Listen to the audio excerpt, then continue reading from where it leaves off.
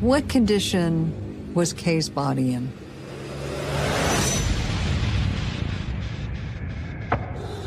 She had injury to the bridge of her nose, and the belt of her coat was still around her neck.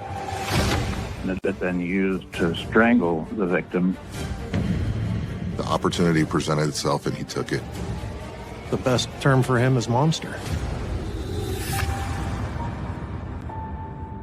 My father called me, and he told me that she'd been murdered. I just collapsed. You go into shock. It just didn't make any sense. My heart broke. I thought of her every day. It was excruciating. He had been having a couple of affairs. I did have extramarital affairs, but I did not kill her. They couldn't lock down where Chuck had been when this incident had occurred. He's always been on the front burner, but he maintained his innocence. Take me back to that moment when you got a phone call that you never thought you were going to get. I remember picking up the phone, and he said, "We found out who murdered her." The relief was unbelievable. And tonight, we're on the case in Greeley, Colorado, about 60 miles from Denver. This charming college town is not an area where you would expect to hear about violent crime. That's why the community was so deeply disturbed when Kay Day, a young mother of two, seemingly vanished into thin air.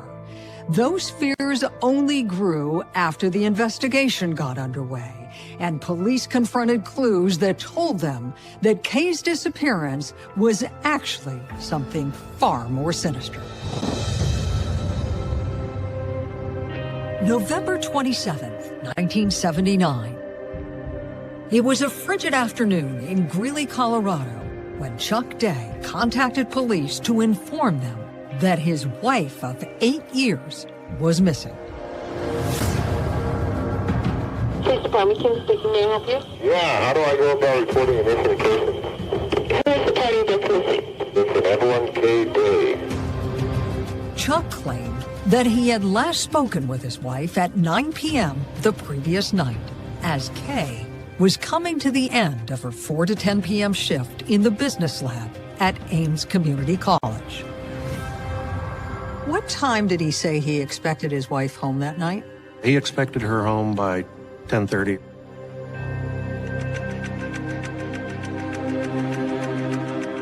What did he say his reaction was when she didn't show up? He told detectives that he fell asleep. When he woke up the next morning, he thought that her side of the bed looked like she had slept in it. So he assumed that she had come to bed without waking him, then got up early and went to work. Still, Chuck couldn't shake the feeling that something was off. It wasn't like Kay not to touch base with him. Did he drive around to look for her? Yeah, he drove to Ames initially to see if her car was in the parking lot. Chuck said Kay's car wasn't there. But it wasn't until he got a call from Kay's second job at a real estate agency that he began to worry. They were expecting her to close a deal at 1 p.m., and then they called him about 2:30 p.m. and said she didn't show up for the deal. Chuck knew that Kay was far too responsible to miss that critical appointment. Many alarm bells that went off that she didn't show up for her closing. That's very important. Chuck told police that's when he began calling everyone the couple knew, asking them to help him look for their red Datsun station wagon. After a few hours, Chuck decided it was time to call the police. He called Greeley Police Department, Evans Police Department, the Colorado State Patrol, and the hospitals. But before investigators could even come to the Days home to take Chuck's official missing persons report, colleagues of Kay's noted something odd as they left the community college. A red station wagon. Who discovered Kay's car, and where was it found? Patricia was an employee at the business building. Patricia's done with work, and she commutes with a man named Warren Patricia's driving, and about a quarter mile west of the school down a hill, Warren sees a red Datsun parked at the side of the road. The car appeared to have been hastily parked in an area where there was no reason for it to have stopped. Warren slowly approached the car and peered inside, expecting it to be empty. Instead, what he saw would scar him for the rest of his life. What did he describe actually seeing? He just said that he looked inside the vehicle and found her face down in the back. Warren banged on the window, but there was no response. Patricia went to call 911. Within minutes, Corporal David Malcolm from the Weld County Sheriff's Office arrived. He shared his chilling memories of that emotional evening in this phone interview. Describe to me what you saw when you walked up to the car. The car was kind of half up to the curb, and the back of the car was sticking out. With my flashlight, I could look through the windows and I could see that there was a body inside. I didn't see any movement or any signs of life. Corporal Malcolm feared the worst. The back was unlocked, and when David slowly lifted it, he found the lifeless body of 29-year-old Kay Day.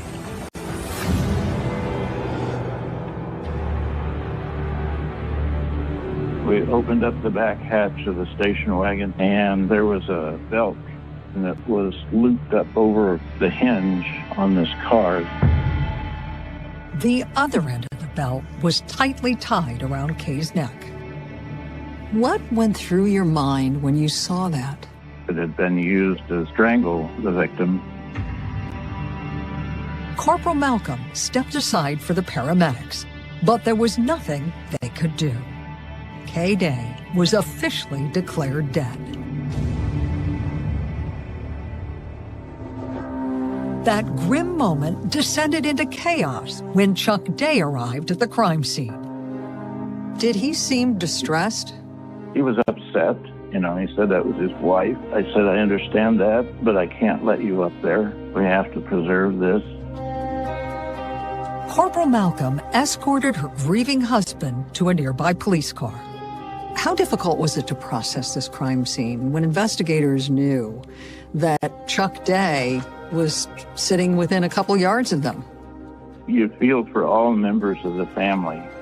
I just needed him to have a seat with the other officer. Police silently sealed off the car, carefully inspecting the area for any evidence.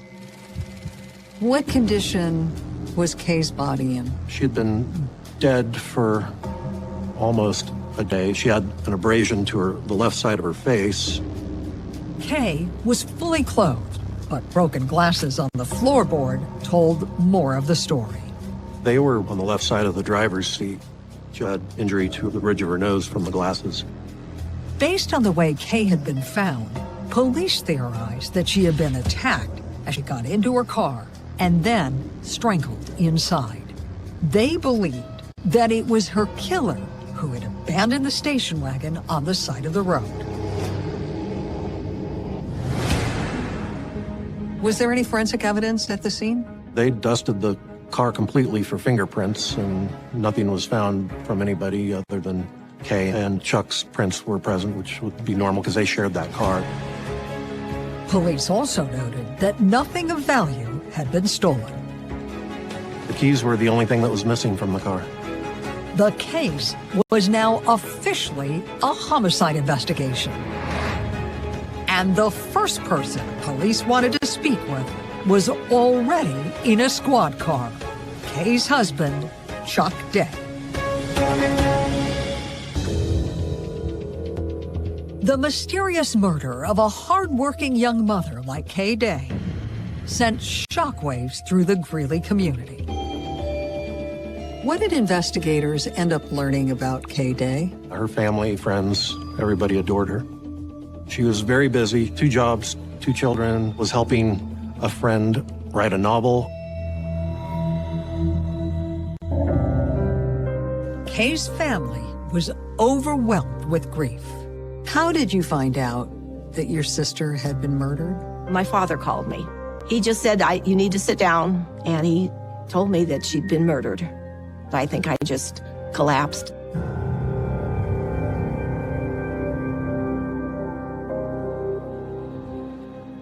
It was a sense of loss that remains difficult to accept more than 4 decades later.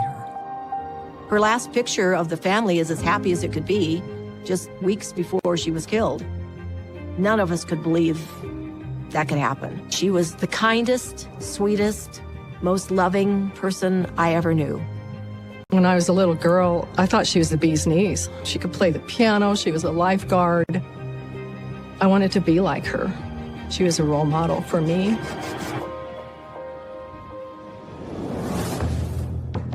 The portrait Kay's family painted of her only made police even more determined to find her killer. And detectives hoped the coroner's report would give the investigation a direction. What did the autopsy reveal about her murder? The autopsy noted she had been struck in the face. She had marks from the belt. Ligature strangulation was the cause of death.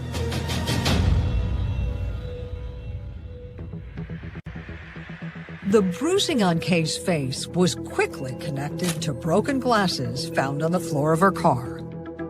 So these are Kay Day's glasses that she was wearing. The damage to the glasses corresponds to the abrasions that she had. It's believed that the suspect approached her and punched her in the face, breaking her glasses.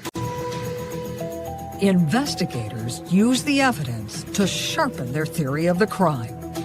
Her glasses being where they were shows she was probably getting into her car. She was assaulted. And that's probably how he initially got control of the car.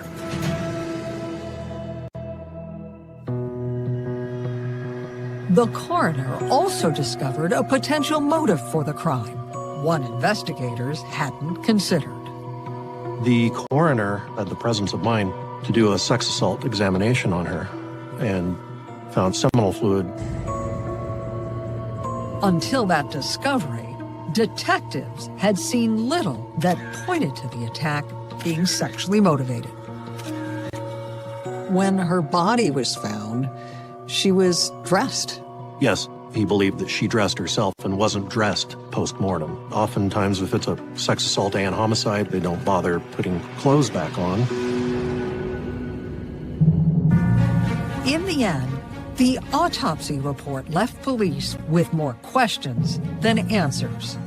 Detectives believed that the quickest path to their suspect was retracing Kay's last movements, starting with when she closed the business department study hall at the community college.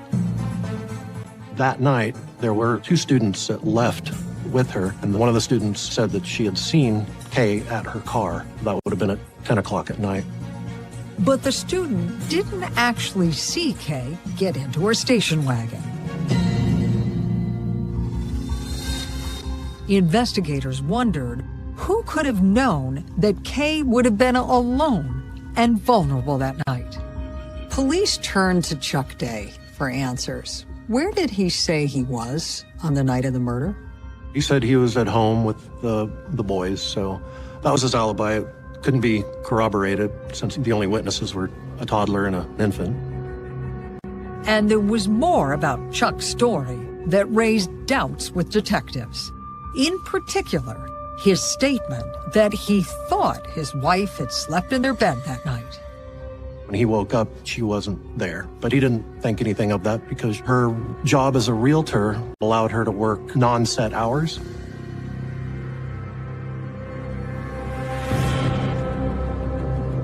Investigators were skeptical about Chuck's claim that the dent in Kay's pillow had convinced him that his wife had slept at home. If he actually believed that, why had he driven around looking for his wife's car that morning before leaving for his job at the grocery store? He went to work about 1:15. It wasn't until more than an hour later that Chuck found out that Kay had been a no-show at her real estate closing. About 2:30 p.m. is when he started getting concerned.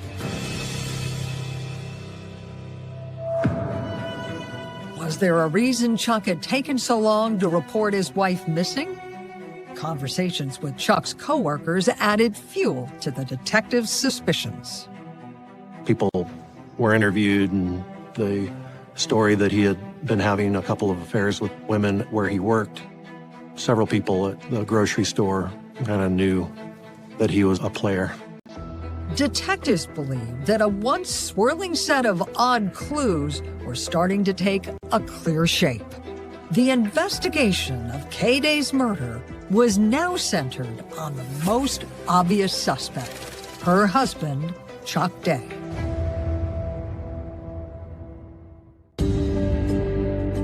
The possible signs of trouble in Kay Day's marriage led police working on her murder to set their sights on her husband, Chuck. The news caught Kay's family off guard. I really liked him. He was very charming and charismatic. How surprised were you when you heard from her friends that their marriage was quite turbulent? I was shocked. I had no idea. Their marriage seemed to be fine. She loved her little babies. She loved being a mother. What did they say about his behavior? He had had several affairs. That made me think that he was not as wonderful as I thought he was. Although Kay's family hadn't known about Chuck's cheating, they were aware of the couple's financial woes. She said Chuck spent a lot of money, so she was keeping a little fund on the side so that she could feel more stable.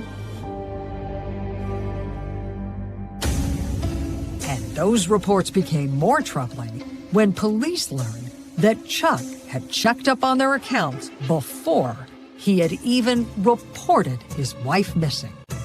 He called his bank to see if his wife had made any withdrawals. That was just an odd thing for him to do.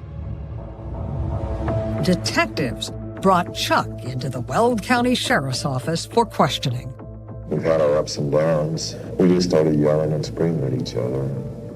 I'd get mad sometimes and leave. When was the last time you did that? I'd say the last fight we had was about a month ago. Chuck admitted that things had been bad enough that he and Kay had discussed splitting up. How many times did you ever do that, threatening a divorce? In the last year, we probably threatened each other 3 or 4 times. While some of Chuck's answers struck detectives as painfully honest, others rang less true. Since you've been married, have you had any affairs? No. Investigators pressed Chuck about his obvious lie. You haven't been totally truthful about your extramarital affairs, have you? No, I suppose not. This is bothering us. Okay. Who have you had affairs with? Nellie and Kathy. How long ago was it with Nellie? It's been at least 8 months. About Kathy? This summer. Chuck, we need to get truthful with this thing. I did not kill her. I did have extramarital affairs. I should have told you. Did you ever think about killing her? No.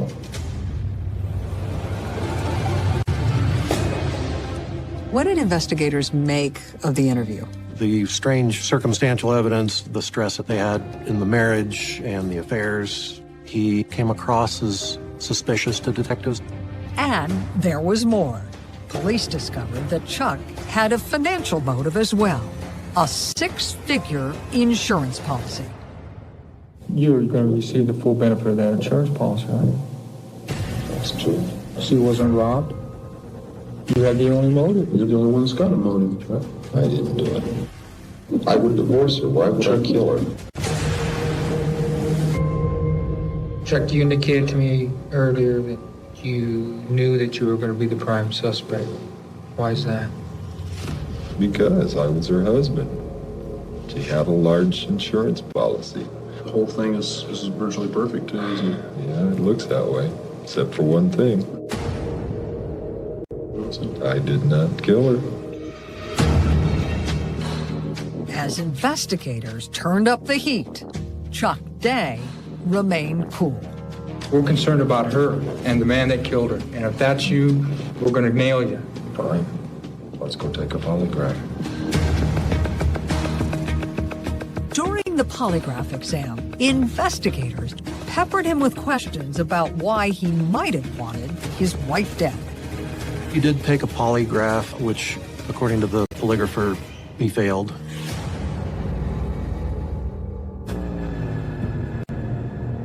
Although the polygraph results weren't admissible in court, detectives saw the failed test as proof of Chuck's guilt.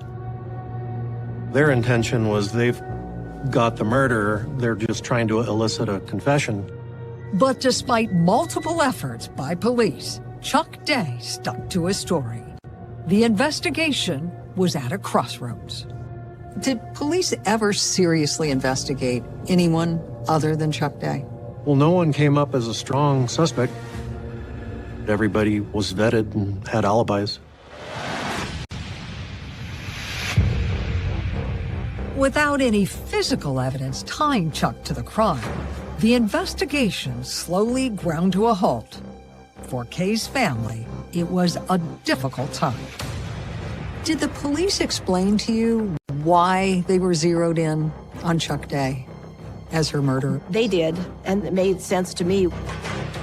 Did the investigators ever share with you the fact that he had taken a life insurance policy out on Kay? Yes, that came up. Was that the first time where you could focus on what you thought could have been a motive for her murder? Yes, that and the affair.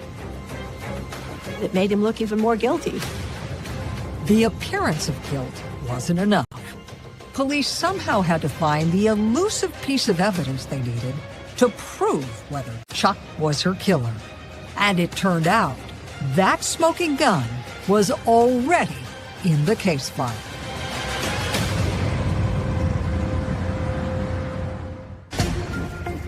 "31-year-old Chuck Day was directly in the crosshairs of police investigating the murder of his wife, Kay Day.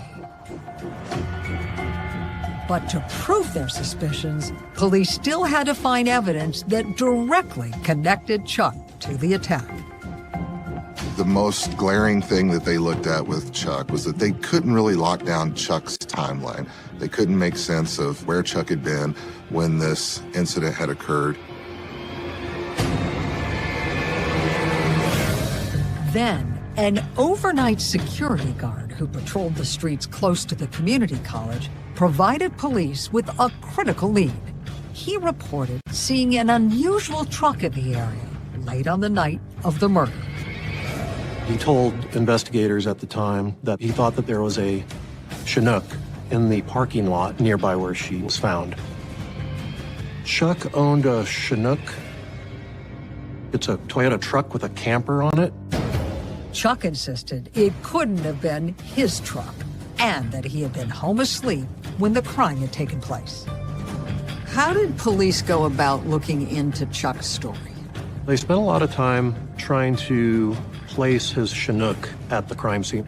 Any witnesses that maybe had seen the license plate somehow, they ran through a database of all the registered Toyota Chinooks in Colorado to find out what other vehicles could have been there. But ultimately, the tip about the Chinook couldn't be corroborated. It didn't prove that Chuck was there. Investigators hoped for better luck with the forensic evidence. But in 1979, long before the advent of DNA testing, the best they could do was blood typing. The testing was inconclusive. Couldn't exclude Chuck, so Chuck stayed in as the primary suspect. And that meant the agony Kay's family felt would only become more intense. They wondered if her two young boys were being raised by their mother's killer. It was excruciating. My first inclination was to bring them home, and I would adopt them and raise them. But when they couldn't put Chuck in jail, I had to give that idea up. Weeks turned into months, and Chuck Day remained in the spotlight. Did Chuck Day continue to be a person of interest, even when the case was cold? Yes. Yeah, he was always the person of interest for the case. And Chuck's actions only added fuel to that fire. What did Chuck Day do after his wife's murder? He started seeing an old high school girlfriend, and they eventually got married, and they moved to Fort Collins. She adopted both boys and raised them as her own. Would it be accurate to say many investigators who work the case believed that Chuck Day got away with murder? That's accurate, yeah. I think everybody who looked at the case probably thought that. He's always been on the front burner.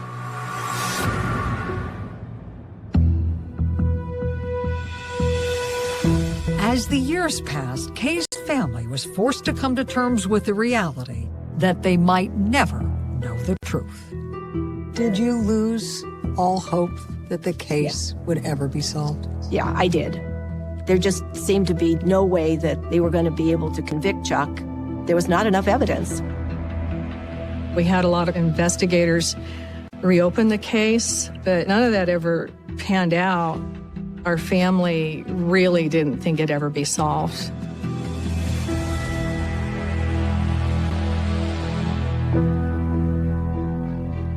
How much strain did it put on your relationship with Chuck and your nephews with a cloud of suspicion hovering over him? That was hard because that cloud was there. And when the boys would ask me about that, I would say, we'll never know.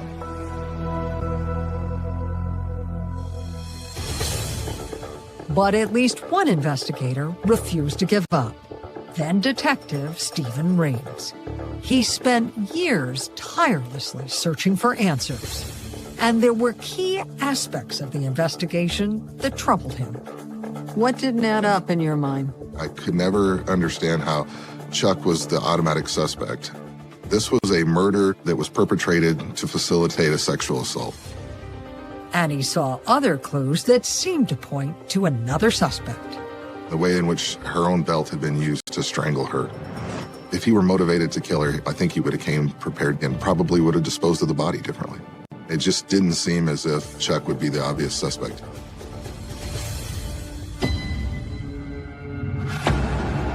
As a detective, Reams worked hard trying to find a lead that might take the investigation in a new direction.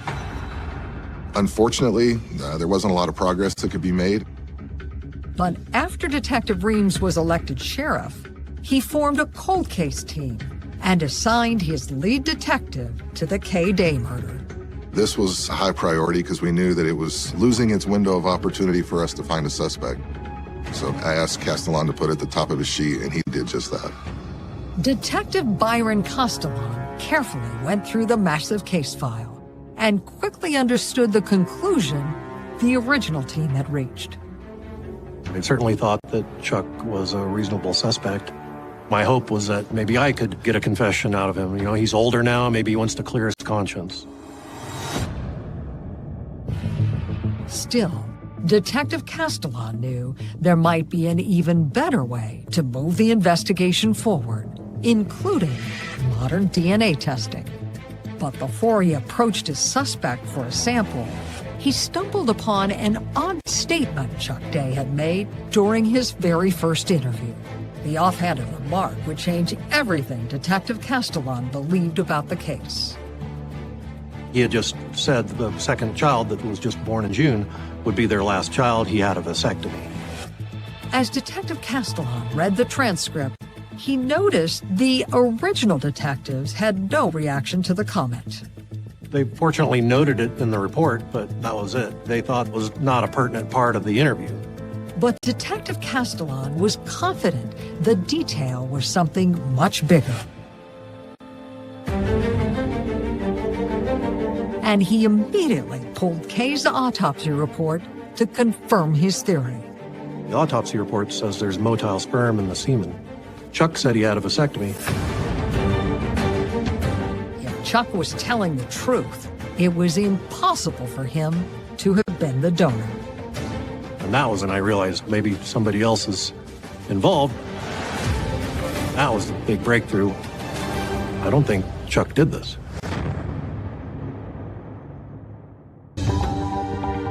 For decades, police had focused on Chuck Day as the prime suspect in his wife's murder. Now cold case detectives believed they had physical evidence that would exonerate him once and for all.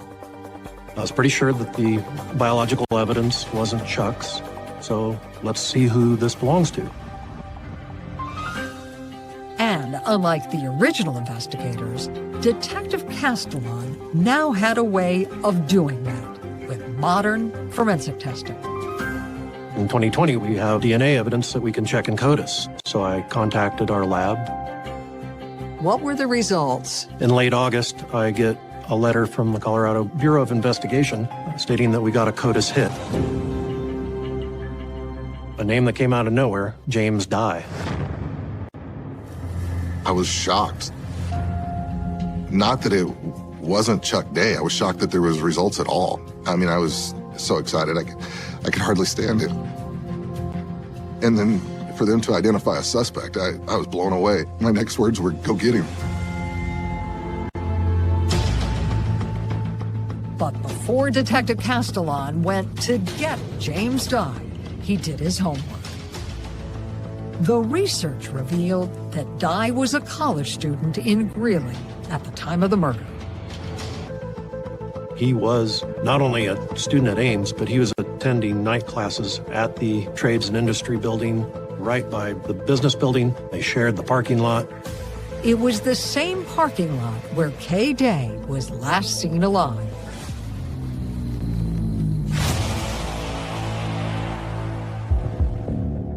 Meanwhile, Detective Mark Geyer was also making progress sifting through Dye's extensive rap sheet. What did you learn about Dye as you looked into his criminal history? That in 1977, he had been arrested for a sexual assault on a woman. Her car had broken down. On the side of the road, she had her son in the car. He was telling her, basically, "I won't hurt your child as long as you come with me in the field," where he then proceeded to rape her. And Dye's MO in the 1977 crime appeared to have links to Kay Day's murder. After he was done with the sex assault, he asked her to get dressed. But despite the seemingly overwhelming evidence against him, Dye ultimately got a reduced sentence that allowed him to be a free man on the night Kay was murdered, less than 2 years later.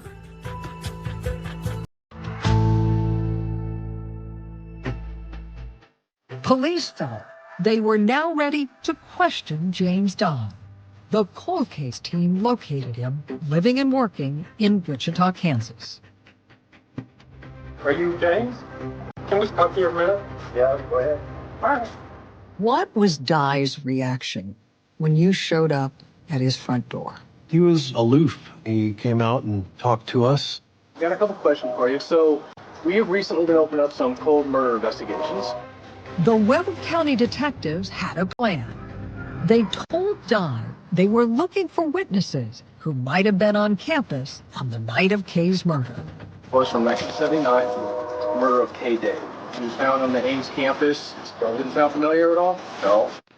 Did he ever acknowledge knowing Kay? No. He said, "I don't know what you're talking about. I don't know Kay Day. Never heard the story. I've never touched her, never seen her." His denials eliminated the possibility of a consensual relationship, along with any reasonable explanation for why his DNA would be present. Was that denial almost as strong as a confession? Yeah, to me it was. The biological evidence showed he was there. At this point in time, so we're going to go to the Wichita. I don't think he ever thought he was going to be held accountable for doing this. He did not show any sort of remorse. I think the best term for him is monster. The evidence showed that Dye was a serial sexual predator who attacked vulnerable women. Based on everything you know about the case, what do you think happened to Kay that night? My theory is that he saw her. She's getting in her car. He approaches her, punches her in the face, breaks her glasses, takes her car, sexually assaulted her. Afterwards, he tells her to get dressed. As she's getting dressed, I think he's like, well, last time I did this, I had to go to prison. I know a way I can make sure that doesn't happen. Then he strangled her. News of the arrest more than 40 years after Kay's murder stunned her family and friends. Take me back to that moment when you got a phone call that you never thought you were going to get. I remember picking up the phone and he said, "We found out who murdered her." And the first thing I said was it Chuck? And he said, "No." And the relief that happened that moment was unbelievable. When James Dye was arrested, all I could do is just feel horrible for Chuck. My heart broke.